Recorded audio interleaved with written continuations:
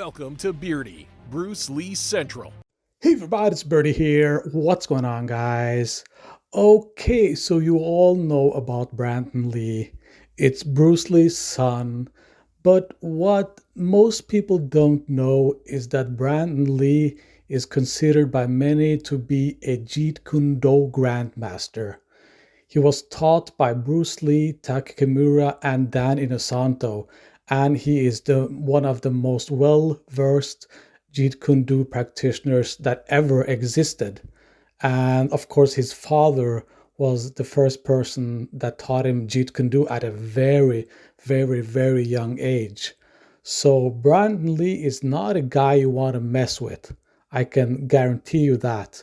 But his father told him that you can only use Jeet Kune Do as a self-defense. This is not for attacking people. This is not for showing off, only self-defense. So in this interview, Brandon Lee talks about the time he got robbed, and this is the only time he ever spoke about this, and this is one of the last interviews he did before he died in the making of The Crow. So here we go, guys. Okay, along with Jean-Claude Van Damme and Steven Seagal, my next guest is one of a new generation of action-adventure heroes. He's the star of a new film, Rapid Fire, which opens August 21st. Please welcome Brandon Lee.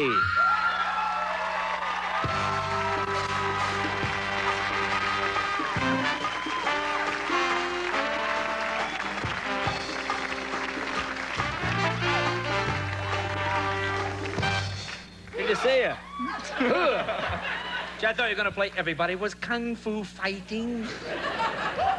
Now, a lot of people might not know that Bruce Lee was your dad. My whole life long, yeah. Whole life long? Yeah, that would make sense. So how old were you when you started doing martial arts? Did you start... My dad started me as soon as I could walk. You know, we have home movies and stuff. I'm about 1.5. Yeah? Or something like that. It was kind of just a part of the household when I was growing up. Now, I remember reading at the time, your dad did a whole, in fact, I took it for about a year, and that was so terrible. But your dad sort of inspired me, and I think there was a whole bunch of people he's taken down, and there was this Bruce Lee studio down on the Wilshire Boulevard. But it was a different type of karate, wasn't it? It wasn't...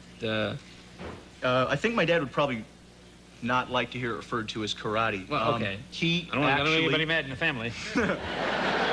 Martial arts. We got the whole family here tonight, so yeah. You got to be careful. My dad originated an art while he was alive that was called Jeet Kune Do. This was my father's personal expression of the martial arts. He had a circle of students that he taught while he was alive, and through that circle of students, one of whom has gone on to continue to be my teacher, actually. The art of Jeet Kune Do has continued to exist in the world. Oh, I see. Now, but I know at the time, this was something that was, I know a lot of Asian, I guess would be, right, would not, it was confined to the Asian community, wasn't it? I mean, it wasn't something that was taught. Your dad was really the first guy to sort of teach Caucasians and other races how to do this, wasn't he? Yeah, and he ran into a great deal of flack about that, actually, in the community where he came over and first was teaching to Caucasians.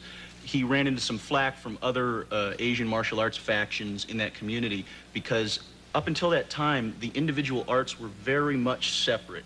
There was no transfer of information between the arts whatsoever. And that was part of what I think my father was interested in trying to see broken down. And there was certainly no transfer between the Asians and the Caucasian races. Yeah. And it was almost considered kind of like an Asian secret weapon or something. Yeah. You know, not to make too big a deal of it, but that certainly did exist at the time, and my dad helped break that barrier down. Is it different among Asian communities? I mean, is Korean martial arts that much different from Japanese? A lot of different martial arts, yeah, they grow out of a culture. Sometimes there'll be something that is passed down through a family from generation to generation. Sometimes it's something that's grown up out of a religious sect, a certain province of a certain town, you know? Yeah, because I know when I would watch your dad, I mean, there were so many of those bad martial arts movies. You know, they boom, and you know, the noise, and they were comical, but your dad really had that star quality. I always thought they should do one of those where the guy reaches for a coffee cup and it's like whoosh, whoosh. Oh, yeah. Oh, they go like this. And then give me a cup of coffee. Yeah, like 5 minutes later, yeah, exactly. And it's always the same guy that does the voice. It sounds like someone is in trouble. I must go there. Exactly. You know, so, have you ever had to use your martial arts to defend yourself for real? And has this ever been a... Because being Bruce Lee's kid, this must have been rough growing up. I mean, just everybody must have wanted to pick a fight with you. Sometimes, unfortunately, that happened. You know. I feel like David Carradine now. Why do you pick on me? And then you just chop the guy. You know, I wish I had had that much composure about the whole thing at the time, you know. But, I mean, you ever had a street fight or someone, that kind of thing where that's happened? I guess it's been a little over a year ago, a guy actually, I came home and caught a gentleman in the midst of robbing me. And he's a gentleman, not just a crook. A gentleman. I had kind of a feeling for him. But I came home, I pulled up on my bike, the window was wide open, there was stuff all over the floor, and so I thought I had been robbed. You know, as I jumped in through the window, and the guy was standing in the bedroom with the VCR in his hands. And I saw him, and he saw me, and this house was such that all the rooms were connected, you know? So he starts running, I start running, we chase like a Three Stooges routine and go around and around the house, you know, 2 or 3 times. You could never, I would love to try and capture on film sometime the immensely silly and stupid things that happen in real-life situations like this, you know? So anyway, he ended up taking a knife from the kitchen on his last circuit through, and we squared off in the living room. And I got this little scar on my thumb there out of it, actually. The knife? You probably can't see, but I ended up taking the knife away from him, and the police came and took him away. And after he got out of the hospital, he got 2 years for breaking and entering and attempted robbery. Oh, yeah, there you are.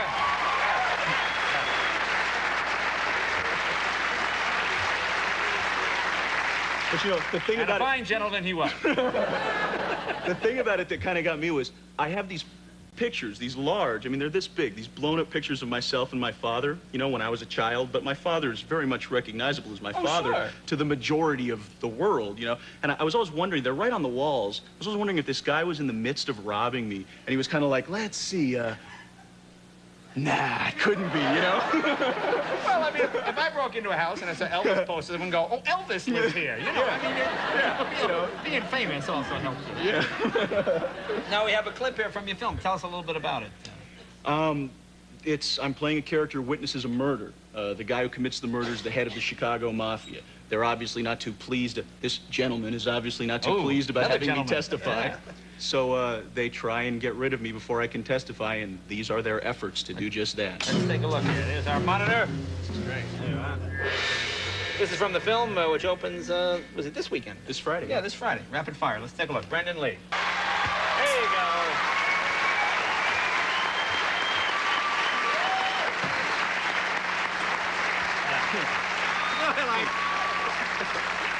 I always like these movies where a guy like you kills 10 guys, and then the 11th guy goes, let me get in there and try. Why would you do that? You just killed 9 guys. No, absolutely. Let me give it a shot myself. Oh, and then he gets the classic case of that. It's in Enter the Dragon, my dad's movie, when he performs the nunchuck sequence that he's very justifiably famous for. And there's this one character who sits and watches him do all of this and then attacks him. This guy, you know, bad plan. Terrific. Your dad would be very proud, I'm sure. The movie is Rapid Fire, and it opens this Friday. Brendan.